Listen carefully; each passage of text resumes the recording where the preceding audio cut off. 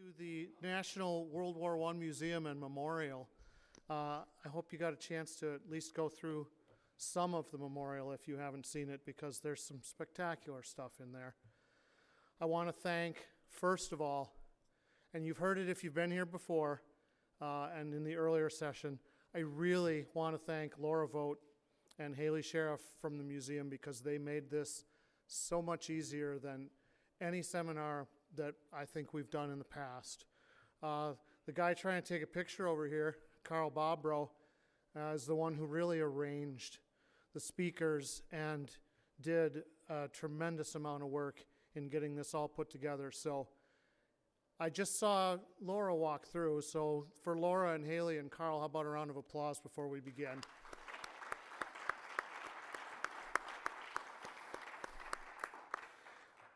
Couple of housekeeping notes. If you didn't pick up your name badge, you can get it at guest services. If you didn't get a swag bag, see me at the break. We'll get that taken care of. And so with a few brief comments, we'll get to the first speaker, because I know that's what you're here to see. So thank you to the National World War I Museum and Memorial. Thank you to the partners, the American Battle Monuments Commission, the World War I Historical Society. We're all here for the same reason, to keep learning about World War I aviation, about World War I, about its effects on the world, and those sorts of things.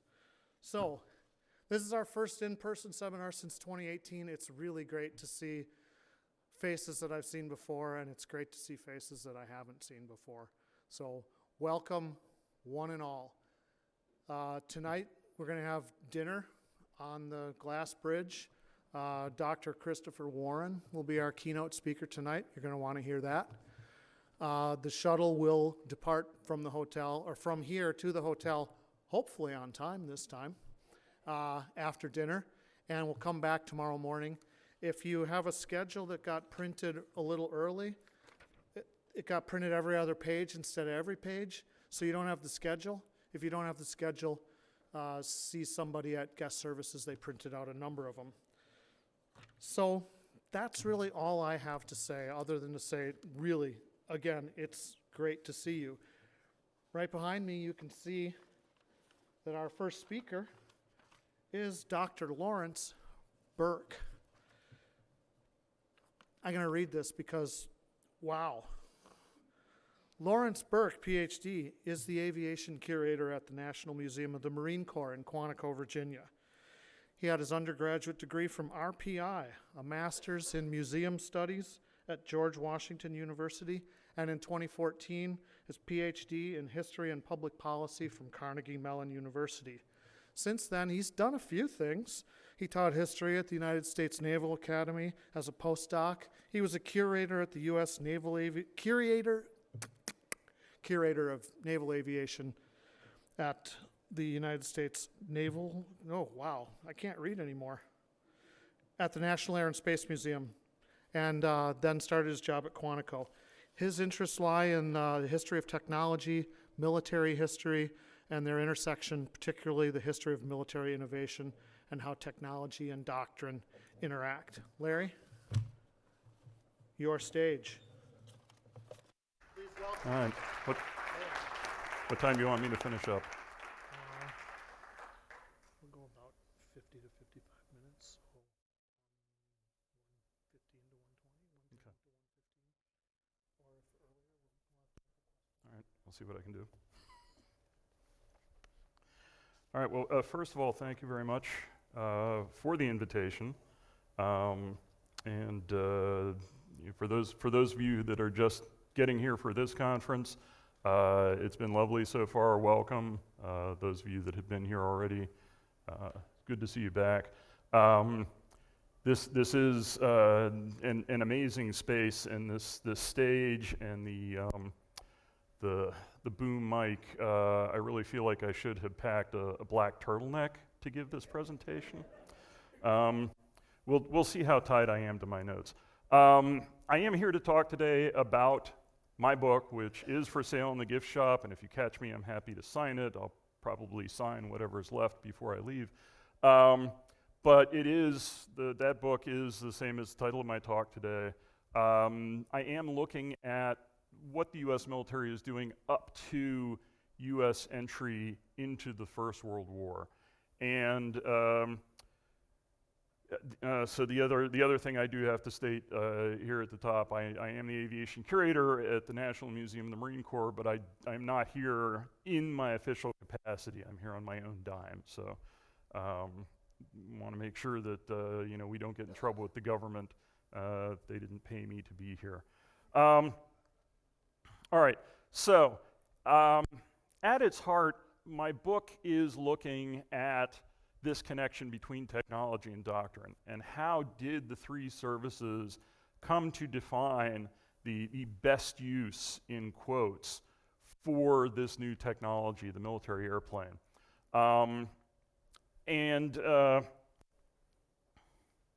Let's see if we can do this here. There we go. So these ideas of best use ideally move into doctrine, whether that's in, you know, if you're familiar with the levels of war, I think there are levels of doctrine as well. You've got tactical doctrine, how to use the thing in the immediate moment, the operational doctrine of how do you use it during a campaign, and then sort of the strategic doctrine of when is it best to use the airplane and when is it best to use something else, artillery or you know, cavalry, for instance. So what is this connection? What are the ideas about how aircraft are used? Particularly when I started this, thinking that there's not an analog for the airplane when the airplane comes out. It's this completely new idea. It's a completely blank slate. Of course, once I got into it, I realized, no, there is actually an analog. There are balloons being used beforehand. The Navy is actually investigating kites. So the ideas are out there, and the idea is that at some point, you know, man is going to find a way to get to a higher altitude and see combat, see the battlefield from that different perspective. As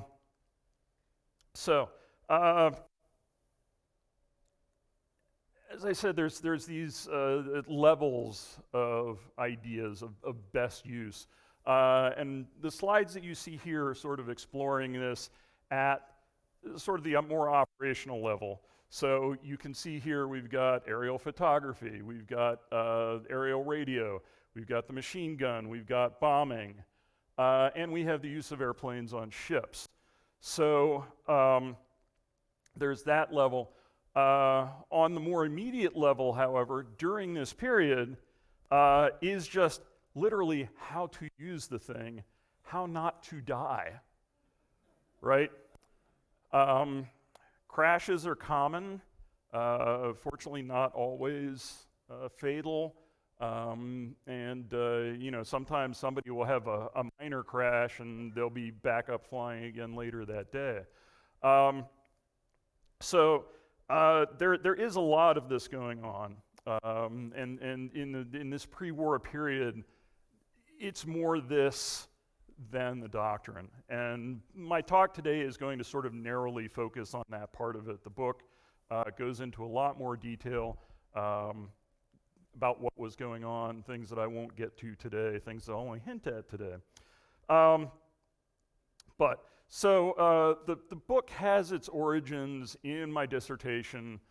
This is about the first half of it. I do eventually intend to deal with the second half, which does deal with the US in the First World War. But for now, this is what we have. The dissertation itself came out of, I was scrounging around for ideas, and a senior aviation scholar recommended to me that, he said, you know, no one has really written a good multi-service history of US aviation. And of course I thought about that, and okay, yeah, that sounds like a good idea. Well, I got home and started thinking about it, and the question of what exactly does that mean? What would that look like? Has anyone written a bad multi-service history that I can improve on? So looking into the history, I found that there was really only one book that was out there at the time that might fit this multi-service history, and that is this book, Charles Gross's American Military Aviation, The Indispensable Arm. And reading the introduction to see what he was talking about, where he got his ideas from, I was initially very disheartened to realize that he cited the same scholar giving the same advice. And I thought, oh damn, somebody's already written this book. I'm gonna have to come up with another idea. Fortunately, having read through it, if you haven't read through it, it is a nice history, but it's a descriptive history. And it does run into that problem of trying to cover a very broad topic in a limited number of pages. So he does go from the period that I start in, about the early 1900s, 1909, 1910, up through about 2000, whenever it was that he published the book. So you're looking at like 1 year every 2 pages, something like that. So he can only do so much, and it is primarily descriptive. He's not really looking into why things develop the way they do.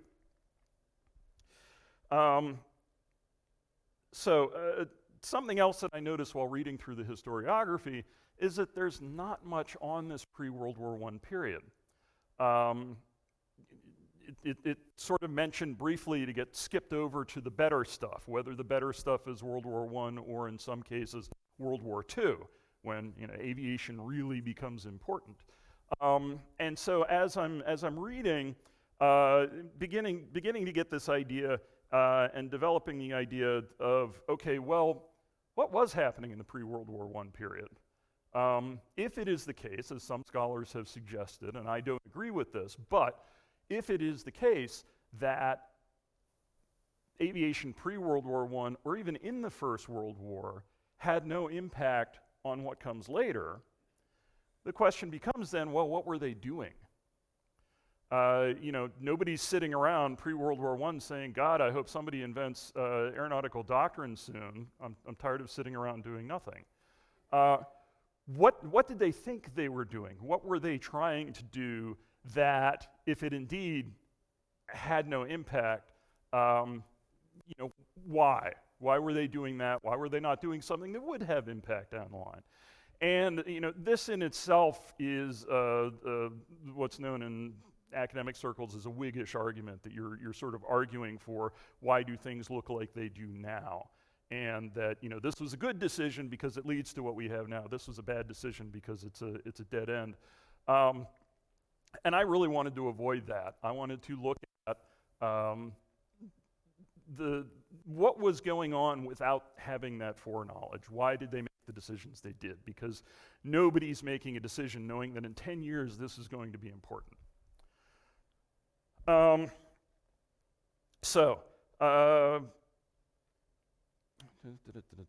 that. All right, so my general approach then is to try to, when I was writing this, try to determine what actually happened, and then figure out why it came about that way. And to do that, using a methodology from my PhD studies called actor network theory.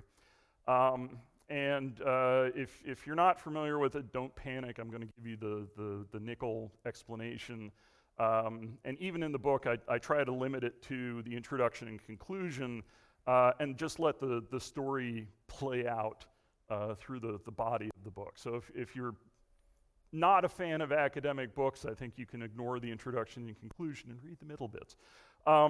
But actor network theory itself is still kind of in flux, and the particular flavor of it, if you will, that I've really glommed onto was put forth by this gentleman, Bruno Latour, in this book, Science in Action. And as he explains it, the idea is that you're going to look at these networks, but you're not going to look at them, you're not going to go in expecting to see a particular pattern. You're going to study things as they happen and develop that pattern. Who's talking to whom? Who's using what to demonstrate their ideas, to convince other people that their ideas are correct?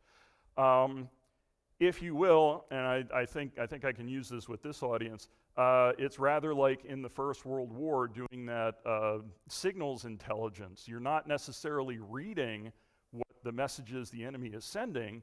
You just know that there are a lot of messages being sent out from this point, and quite frequently they are responded to by these other points. And so you can begin to infer that command-control relationship and see that network built up just by looking at who's talking to who.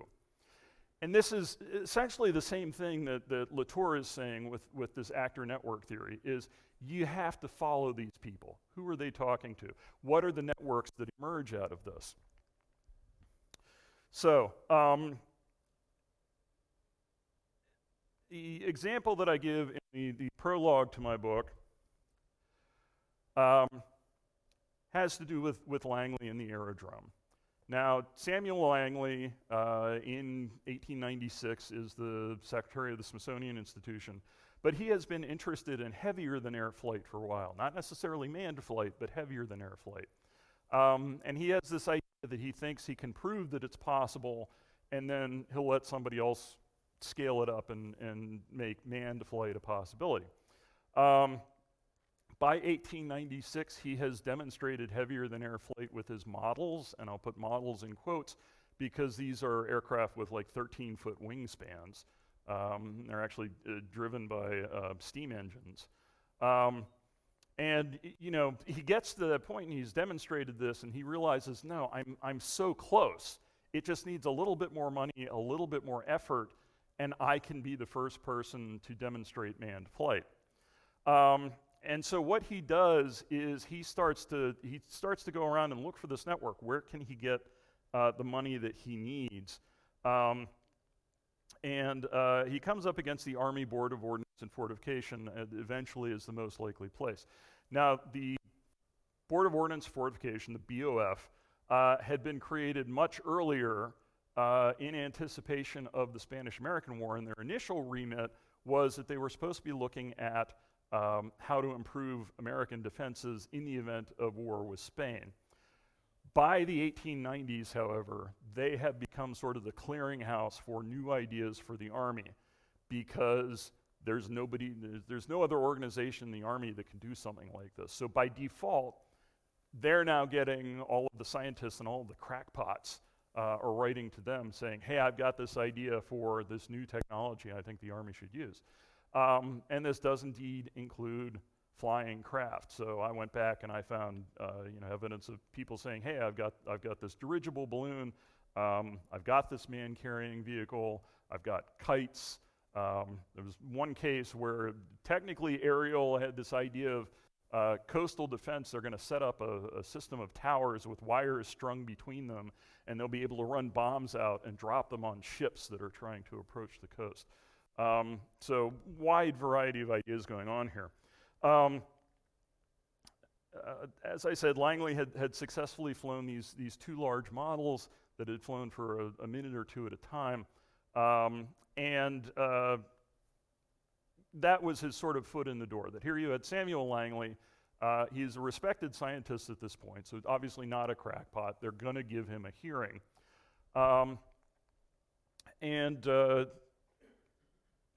So he succeeds in getting money from them. In 1898, the BOF agrees, okay, yes, this is possible. Langley is the most likely person to be able to do it. Therefore, we are going to support him. By 1903, he has spent $50,000 of the board's money and another $23,000, I think, from Smithsonian funds that he's got access to. And he still doesn't have a working manned aircraft, the great aerodrome you see here. He knows he needs more money, but he also knows he can't get any more right now. And he says, okay, let me demonstrate what I have succeeded in doing so far. He believes that his airplane can at least take off and fly in a straight line. It can't turn yet. And he figures if I can demonstrate this, that will free up the extra money that I need to develop this into a truly useful thing.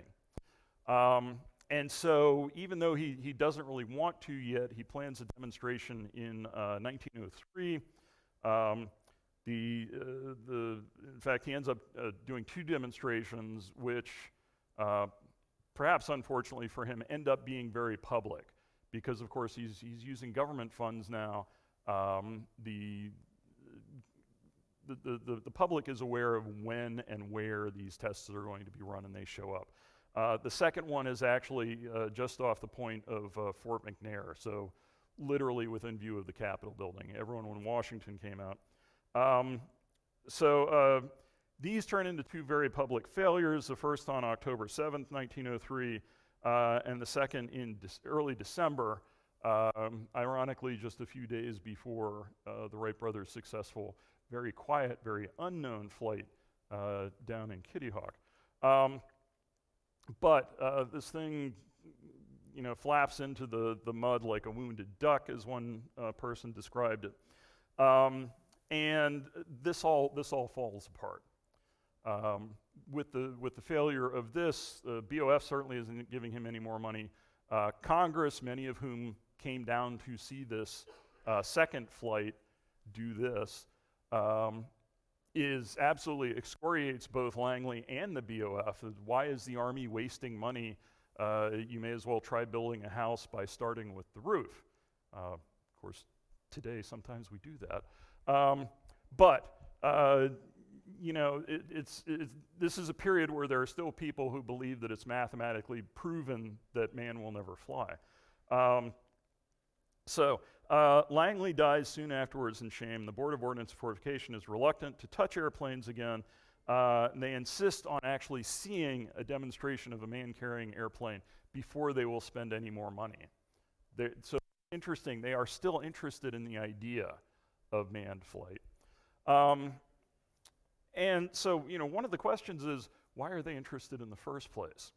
And one of the useful things for me as a historian, going through and looking at this, before they gave him the money, they put together an ad hoc inter-service board to investigate Langley and what he had accomplished so far and what he was likely to accomplish. And in that report to the BOF is what I think is the first written, explicit explanation of why the Army is interested in manned flight. And you see that here, that the consideration, and it's interesting that the board limits itself to the practicability of what Langley can construct right now. So with that qualification, says limited by the size of the immediately proposed machine to three purposes: as a means of reconnaissance with the capacity to carry an observer, means of communication between isolated stations, and interestingly, as an engine of offense with the capability of dropping from a great height high explosives into a camp or fortification. Now again, before you read too much into this, look at the terminology. There's nothing there, especially in that third one, there's nothing there about how much explosive or what it's intended to do. Maybe they're just thinking of a harassment attack, Chances are they're not thinking of, the World War II combined bomber operation, much less anything that goes on in the First World War. So we do have to read this with a bit of a grain of salt. But we see here the early definition of why the Army is interested and why it continues to be interested. And of course, this continues on. We see reconnaissance, we see liaison, and of course, we see the offensive capability of the airplane.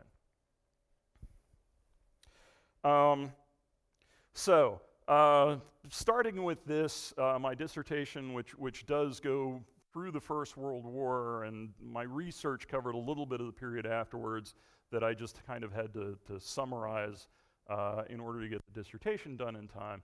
But my conclusions for that were this much broader idea that the aviation doesn't truly become useful to the military until you get a network that connects the senior officers in Washington who have control over the budget and with manpower assignments, and as you'll see as we go through, who can protect these junior officers, these flyers, because there are reasons for them to stop flying and it's difficult for them to get back in. Necessary to connect them with the people actually doing the flying, primarily junior officers. And when I came to write the book that I'm stopping in early 1917, and I realized, oh, right, that doesn't really happen during this period. There are a lot of reasons why that network doesn't coalesce, and that's what I want to talk about today. That's kind of the heart of this. That is why a big reason, it's not the only reason, it is a big reason why the U.S. comes into the war in 1917 unprepared for aerial warfare, much less the ground warfare as it is in the First World War. So, at the top, we have what I call the technological patrons, the people that are interested in seeing this technology develop. And in both the Army and the Navy, and of course the Marine Corps is under the Navy, but also kind of not. I'll get to that when we get to it. But primarily this is a story about the Army and the Navy. So in both services, we see a lot of instability at the top, more so in the Navy than the Army. But in both services, there's a regular rotation of people at the top. They retire or get promoted into other positions, and they leave it to somebody else. So here we have the broad categorization into the patrons and the advocates. The advocates being these junior officers who are actually using the technology, literally getting their hands dirty every day. So at the top, the Army is a little bit more stable, at least organizationally. The Signal Corps created tail end of the Civil War, given the responsibility for ballooning, which disappears before they can really do anything about it. But when there's a revival of military ballooning in the 1880s, the Signal Corps jumps on it. And there are a series of Signal Corps chiefs, or chiefs of signal, who are actually very excited about this return of military ballooning, very supportive of this technology. And so positions the Signal Corps very well when airplanes show up to say, aha, airplanes, we're doing aviation, airplanes should be under us. So there is that stability at least. And again, you get this series of chiefs through even into the First World War who are very interested in aviation in whatever form. And there's an argument that one or two are more interested in lighter than air than heavier than air, and maybe making decisions based on that. But that's a relatively minor thing. Now, there are also complaints about the fact, eventually, that it's in the Signal Corps and not in a combat organization, Signal Corps, of course, being support. But down the road. In the Navy, things are much less settled. So in 1908, 1909, when the Wright brothers demonstrate their airplanes for the Army at Fort Myer, there is official Navy representation on that board, and of course unofficial Navy observers there as well. And following that, you get, in 1910 and 1911, you get 3 separate Navy bureaus jockeying. They're writing at different times to the Secretary of the Navy saying, hey, we would like permission to purchase an airplane for the next ship being built. And they've each got their own reasons for why they want to do this. The Secretary of the Navy keeps kind of putting them off and saying, no, we're not ready for this yet. It does come to a head in 1911 when 2 of them write at the same time, and the Secretary, I think, realizes he's got to do something about this. He does have the option of a gentleman, Captain Washington Irving Chambers, who works for one of the Secretary's aides, sort of senior staff at the time without being called senior staff.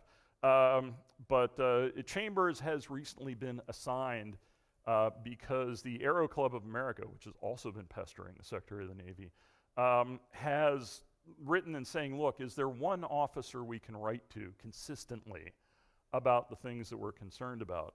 And the Secretary tells his aides, hey, pick somebody. The aide for material has Chambers working for him. Chambers came to him from another technological source, the torpedo station. And although Chambers does not have any knowledge of aviation, he is technically minded. Given the assignment, he starts to read everything he can about it. He becomes excited about this. He becomes sort of halfway between advocate and patron. But he's not actually given any authority. These two other bureaus are told to coordinate with Captain Chambers. Chambers doesn't have any authority to do anything. Well, he sort of bends that lack of authority and succeeds in getting a number of demonstrations put together. So we have November 1910, Eugene Ely flies off the USS Birmingham in Hampton Roads. January 1911, Ely again lands on and subsequently takes off from the USS Pennsylvania out in California. And then a month later, once again to the Pennsylvania in California, Curtiss himself flies the first U.S. seaplane out to the California, where he is lifted aboard, has lunch with the captain, and then he's put out again.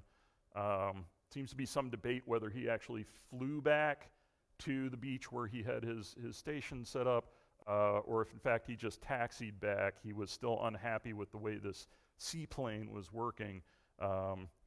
But this in turn demonstrates enough success that the Secretary of the Navy finally puts in a request to Congress for money for the Navy to buy airplanes. The problem is that Congress, in its infinite wisdom, doesn't give it to any of the bureaus that were asking for this responsibility. Okay, I'm getting ahead of myself here.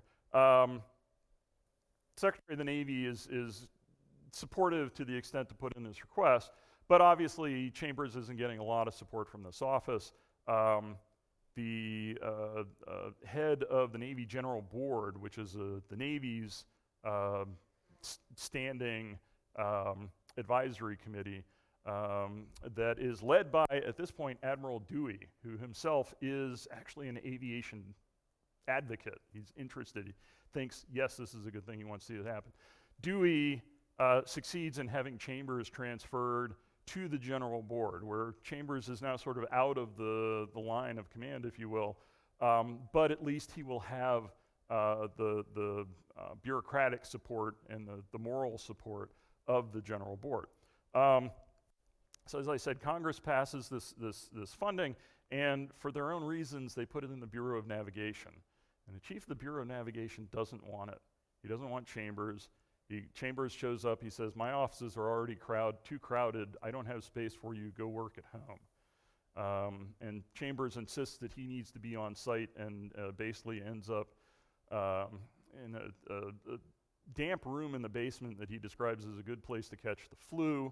At one point it looks like he's going to be kicked out of it by a board that needs to meet, and the board gets there and says, no, we don't want to meet here, you can stay. So you can see that the Bureau of Navigation is hardly supportive of what he's doing.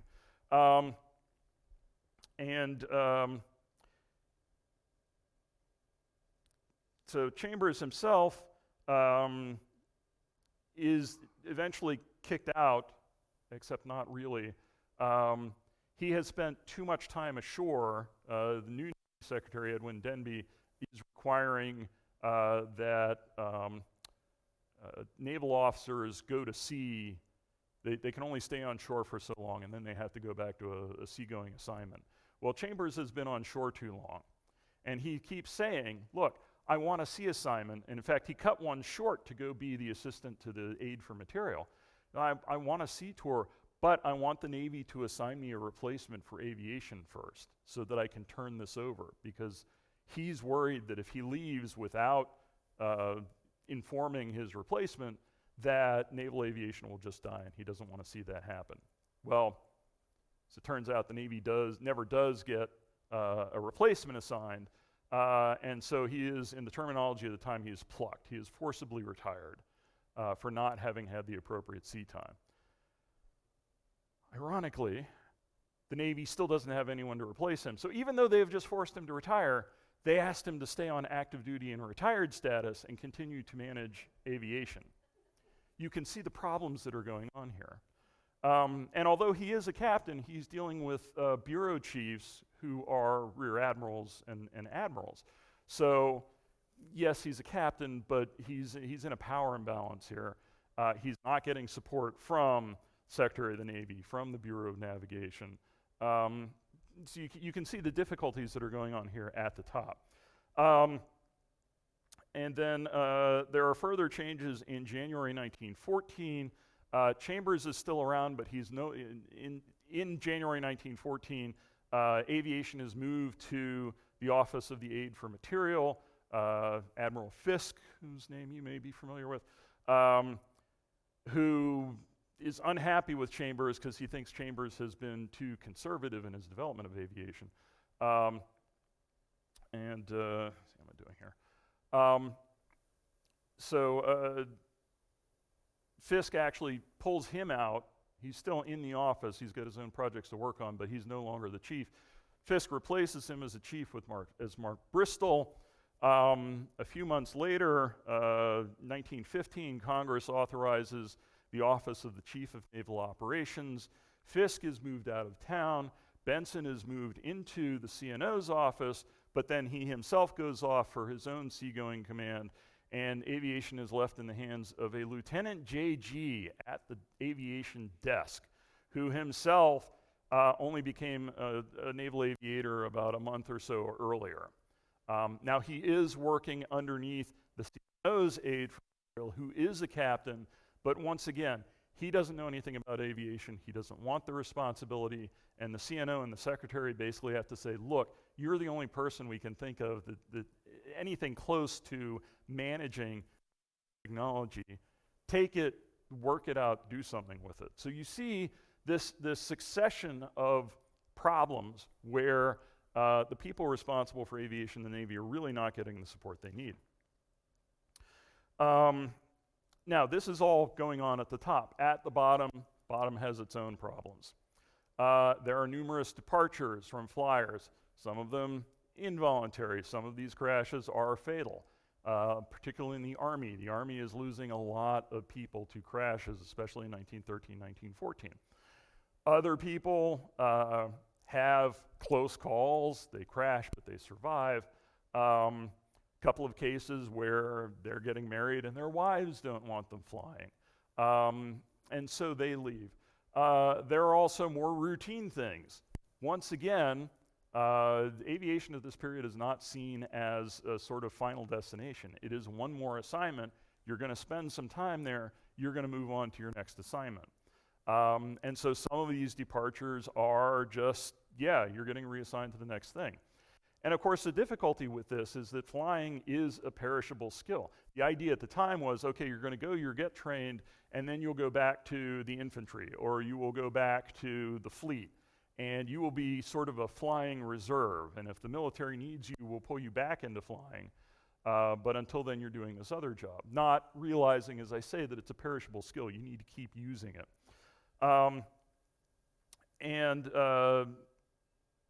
So we have this departure. One extreme case of this is, and the other problem is that they're departing just about the time that they actually learning how not to kill themselves, the point where they can begin to experiment with useful things. And there are a handful of aviators who do manage to stay on beyond what maybe the regulations say they should. But again, their experience goes into training new people, not figuring out how to use this new technology. So an extreme case is in the Army, Benjamin Falloy. He is actually part of the board reviewing aviation, the Wright's airplane demonstration. And in fact, he is picked to be one of the two Army officers that the Wrights are supposed to train as part of this successful contract. And however, the Army, in its brilliant wisdom, sends him on an inspection trip to Europe.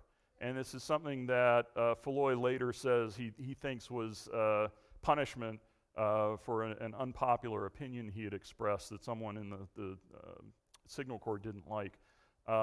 Whether that's true, whether it was just bureaucratic incompetence, open to question. But the point is, he's not around. He gets replaced as the second officer by somebody else.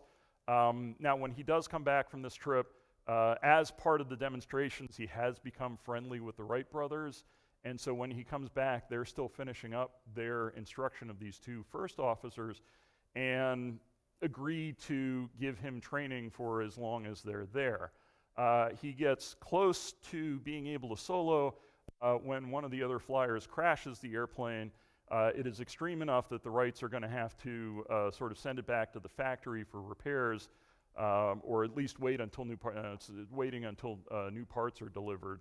And in fact, by the time those parts are delivered, the Wrights have left, and Falloy is now the only aviator officer assigned to this. It's him and 15 or 20 enlisted mechanics, basically. And Falloy is ordered to take the pieces of the plane and the spare parts and go down to Texas and basically teach himself to fly on his own. And Falloy later jokes that he's the only person to have learned how to fly by correspondence course, because basically every time he flew and crashed, he would write the Wright brothers and say, hey, on my last flight, I did this happened, what am I doing wrong? Now, they do eventually send another one of their civilian instructors down to give him a hand, but once again, you can see the difficulty of this. We've got one airplane, and what happens if Falloy has a fatal crash at this point? What happens to aviation? So, anyway, that's Falloy. In addition to this turnover, there is, as I say, some dissent at the bottom, and something that a lot of people don't recognize is that there is no standard flight control at this time. The Wrights and Curtiss and several other manufacturers each have their own ideas for how you should be controlling this airplane in three-dimensional space.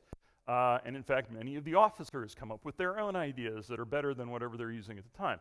So what you see here on the right, initially, of course, the Wright airplane is only meant to be flown. It's only a single-passenger airplane.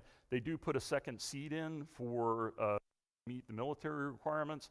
And in order to make it controllable from either seat, what they do is this first thing that's mirrored. So there's a complex, there's a simple lever on the outside. That's your up-down, that's your pitch control. There is this complex lever in the middle that you see is hinged at the top, and that's your roll and your rudder control. But again, it's not roll, it's roll, forward and back.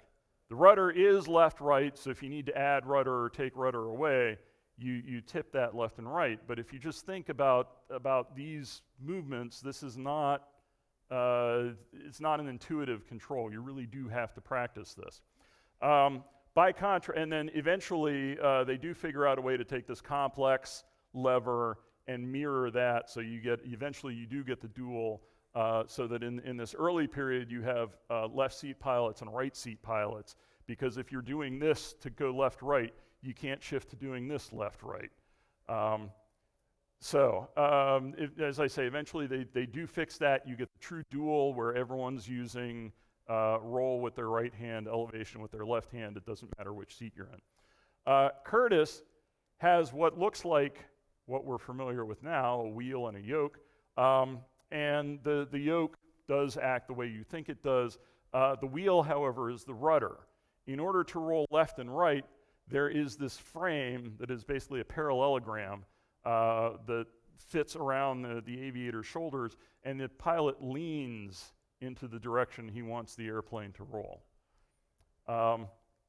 So you can see that if you've trained on one, you really can't go to the other one.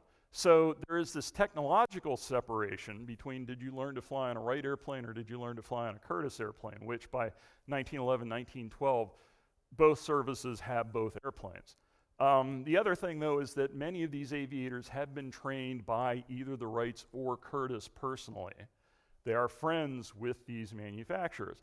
And so when the Wrights bring their patent infringement suit against Curtiss, there's a little bit of headbutting going on within the service. Not so much perhaps as in the courtroom, but there is that sort of wedge between the two of them.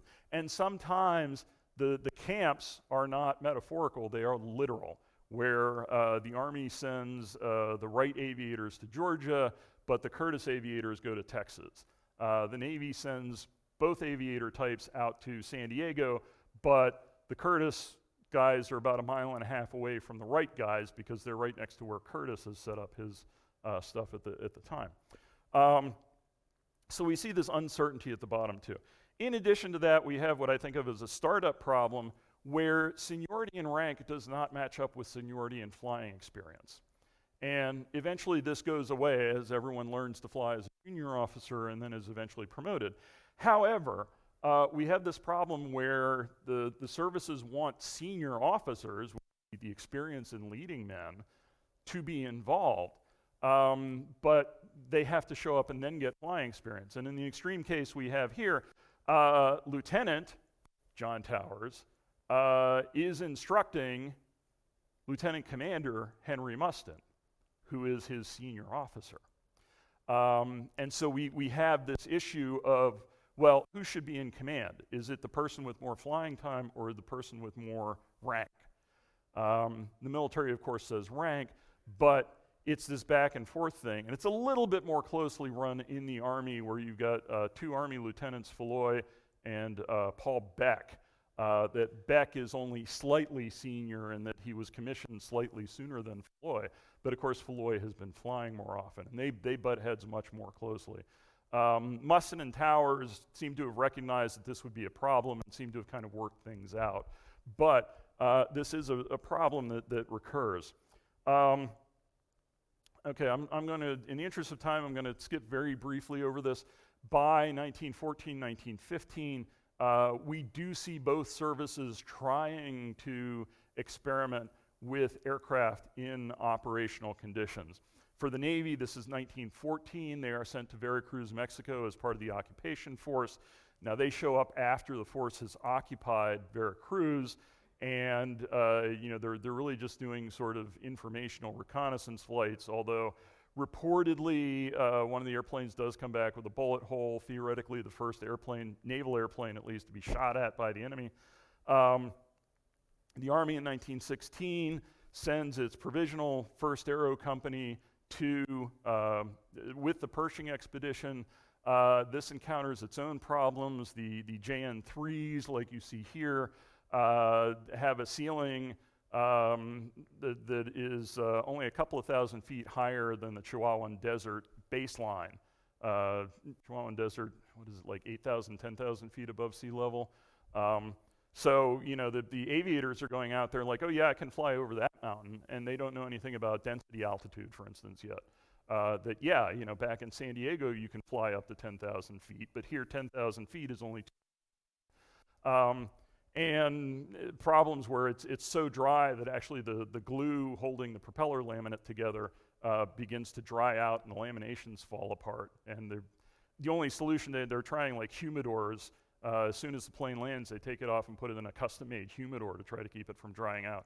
And eventually they realize the only solution is basically just an endless supply of propellers.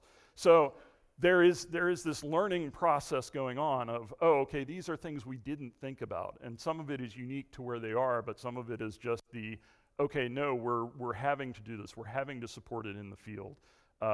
This is different. Why did I say at the beginning that aviation doesn't really develop in this period? Well, by 1912, we see both services experimenting with radio, but by 1917, there is still no standard radio. And in fact, radio is not a standard equipment. They're basically still experimenting with it. The Army tests its first bomb sight in 1911, its first machine gun in 1912, but in 1916, when Falloy takes the first squadron down into Mexico, asks for both of these things. And the Army doesn't have an aerial machine gun or aerial bombs, much less bomb racks, to send with him. In 1916, there's a Navy fleet problem where the admiral in charge of the fleet problem says, okay, naval aviation, I want to see you demonstrate X, Y, and Z.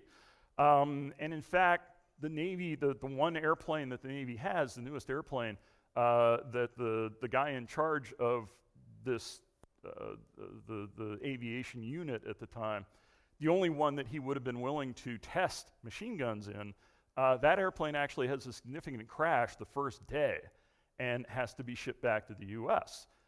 So they can't test machine guns. They can't test bombing. They don't have a good camera. And this gets into things of, if you're trying to use one of the box cameras familiar at the time, you have the aerial buffeting of your bellows. You have problems with the film not laying flat against the focal frame. A lot of very technical things. So they don't really have a good camera to use. There are cameras, but they're not good for this aerial photography. And the admiral in charge of this program really sort of excoriates naval aviation. Why can't you do even the simplest thing? And so what we see then is that this operational doctrine is never really tested because the aviators, the advocates, are too busy learning how not to crash. They're too busy learning how to make flying effective so they can stop thinking about what they're doing with the controls and think about what they want to do with the airplane. And of course, the US gets into the First World War in 1917 and completely disrupts everything, because not only is the US not prepared for aerial warfare over the Western Front with the aircraft that are available at the time, the technology, much to say nothing of the numbers, because the Army has, I think, 56 airplanes at the time, maybe that's Aviators. The Navy has about a dozen airplanes and not many more Aviators. The Marine Corps has all of 5 Aviators at this point, and the 5th one only qualified about a week or two before the declaration of war. So that's a whole other thing. Of course, there is Wilson's enforced neutrality, where he tells the services, no, you will absolutely do nothing to prepare to get into this war. That causes its own problems. That is beginning to change late 1916, early 1917. But for my purposes, the real problem is that the system hasn't coalesced. It's still a lot of figuring out what is this new technology, what is this new tool, and how are we going to use it. It doesn't have doctrine yet. And even if it does, it's doctrine uninformed by what's going on in Europe. And just very quickly, I do talk about this in the book. Yes, the Navy succeeds in getting naval aviators assigned to London, Paris, and Berlin as assistant naval attachés. They are sending information back. The Army already has Giorgio and Squeer, who will go on to become chief of signal during the war. But he has been in London for a while as the military attaché. Not an aviator himself, but he is very much pro-aviation. He is trying to pay attention to aviation when he gets the chance to tour the front. This information is coming back, and there's information that's being shared between the services. Army leader back in Washington, I've got several of his lectures to Army War College talking about information he's gotten from the assistant naval attachés on aviation in the European war. This stuff isn't filtering down to the guys in the units, though. They talk about the fact that they only learn about what's going on with aviation in the war when, for instance, Spanish officers come through to see how they're doing training. And they're talking to these Spanish officers. And the Spanish officers are able to relay what's going on in France and in Italy. So this is kind of a natural break point for my story when the US gets into the war, because suddenly the US aerial services find out what they don't know. And part of that is the European services not wanting to share too much information until the US gets into the war. But part of it is this problem where the information just hasn't been shared with the guys doing the actual flying.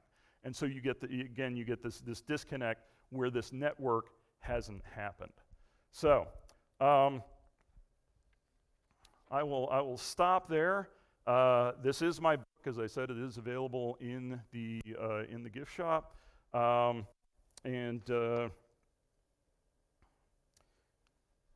was my note where I just talked about. So that's what I have for you. So happy to take questions.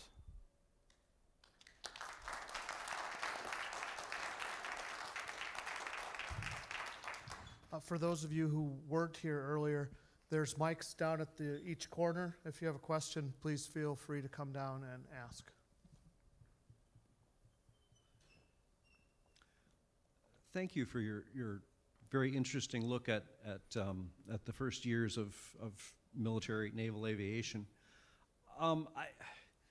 Given the pace at which things were happening in Europe, especially once the war started, I mean, you already had somewhat mature aviation industries, particularly in France, maybe less so in Germany, maybe less so in Britain.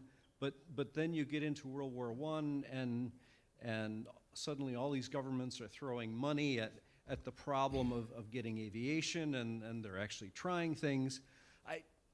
I just, the impression I get is that essentially we didn't really have any information or any experience that was helpful, once we got to April 1917, and that if we had done nothing at all with aviation, no Wright brothers, no Curtiss, that we would have been at about the same place. Is that a reasonable way to look at it?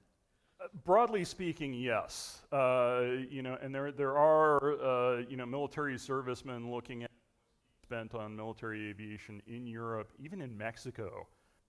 I think it's 1912 where Germany, France, and Italy are spending, and Great Britain, are spending in the single-digit millions on aviation.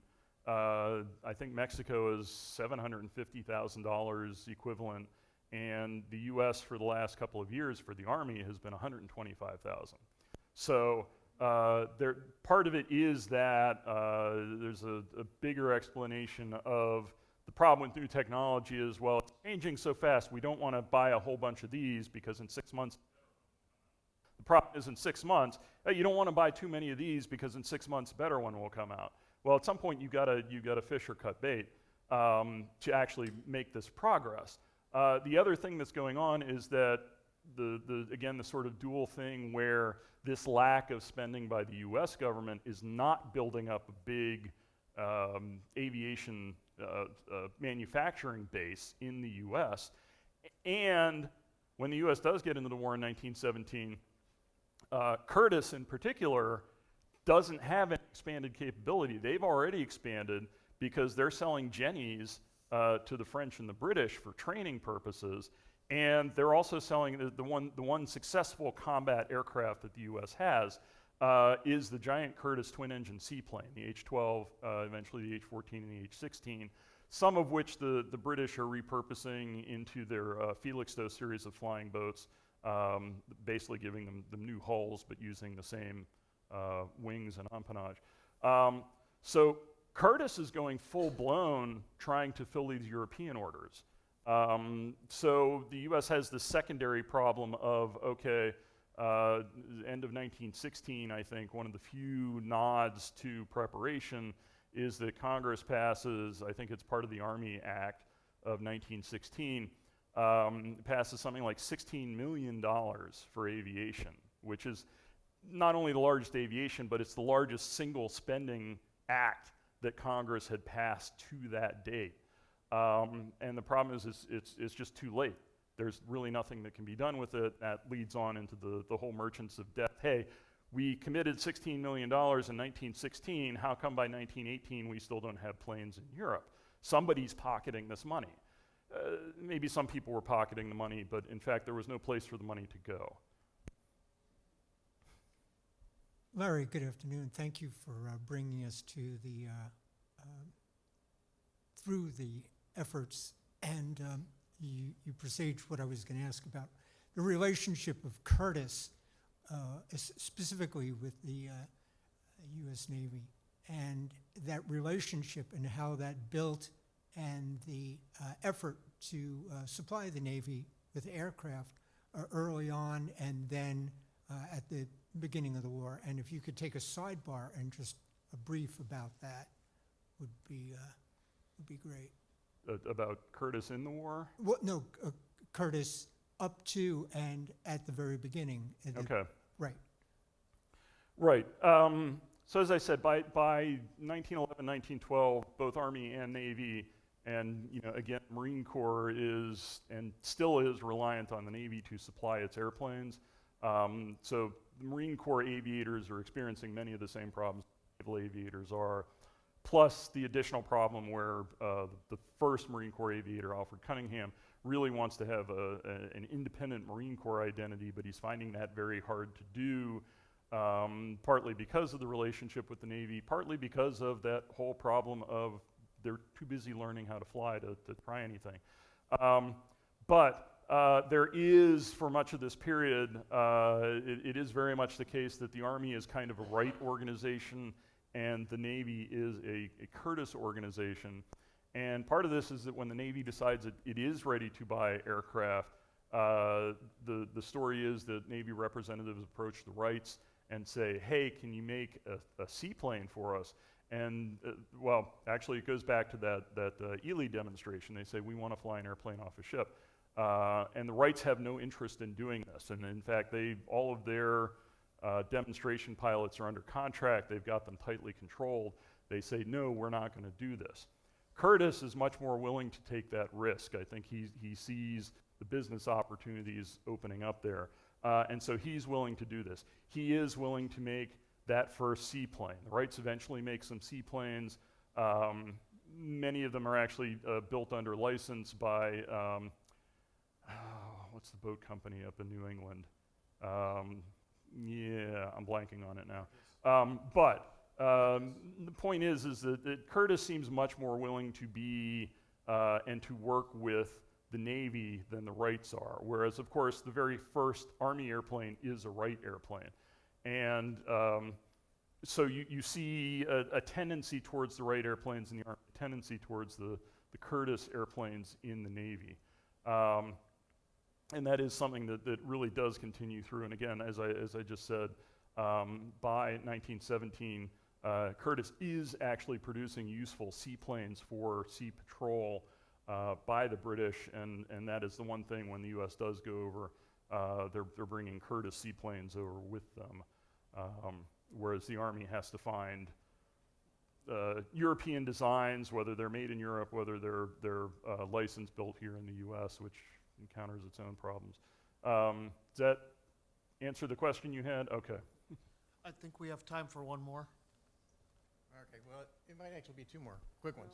Okay. All right, we'll see. So on the, We'll work on it. all right, so thanks for doing this, Larry. I think that your book really fills a big gap that was, so I'm glad he talked you into it. I think I read it before it came out. I think it was like one of the first issues to get out. So, besides just the operational use that you talked about, the Navy actually did see Curtiss and jumped on his bandwagon earlier after rejection of the Wrights. And the Navy really realized Curtiss's lack of education and technical knowledge, and that's why they assigned so many people from torpedo school and stuff to go up there and work with them. So although we weren't getting operational experience, we kind of had to make something that was suitable to use to gain operational experience. And the Navy really jumped on that part, even though it kind of failed in many other areas. The other question I found really interesting at the beginning of your book, the earlier section with Langley and the Board of Ordnance Fortification, there's a lot of questions there, and there's so much Langley documentation that it's kind of mind-numbing when you try to research anything Langley. So I also see that a big part of Langley's influence is, okay, so he accomplished mechanical flight. That was his main goal, so that others would be inspired. That was his stated goal at the time. But when he completed it, if you don't know until you know more about Langley, you realize that he's a single guy, he's never married, he lives at the Cosmos Club, and if you look at who everyone else in the Cosmos Club is when Langley's there, it's everybody that's who's who in the military, the government. So everybody that's a brainiac at the time, he is having dinner with every evening, conversing with cigars and scotch every evening after dinner. And I have this feeling that not only was Langley going there, he was probably, he has this hubris probably because he accomplished mechanical flight. He had no intention, but the others were probably also egging him on as well. So I don't see it whereas necessarily whereas Langley himself Yeah, okay, he could talk to anybody in Washington, D.C., but he was really probably egged on by all his peer group at the same time, so. Yeah, I don't know how much it was egged on, and I really did sort of skim over a lot of that for this talk. In the book, I think it does come out, and maybe not as well as I had hoped. But yeah, Langley was connected. It's not like he realizes, oh, the BOF is the place to go. He's talking to everyone he can, including all of his buddies at the Cosmos Club. And there is a sort of salon of him and his friends there, including, by the way, Alexander Graham Bell, who personally witnesses one of the models Right. fly. And Bell is very much, oh no, you need to keep working on this. Right. So the other thing that's really interesting about the Langley, when you look at any of his aerodromes, whether they're manned or unmanned, most of the technology is state-of-the-art naval technology, naval steam. Has nothing to do with railroads or any other industrial thing. You look at it as like state-of-the-art naval technology is what it really comes down to. So I can see him going over to the Navy Yard and asking some guys for help on different issues, and that's probably what.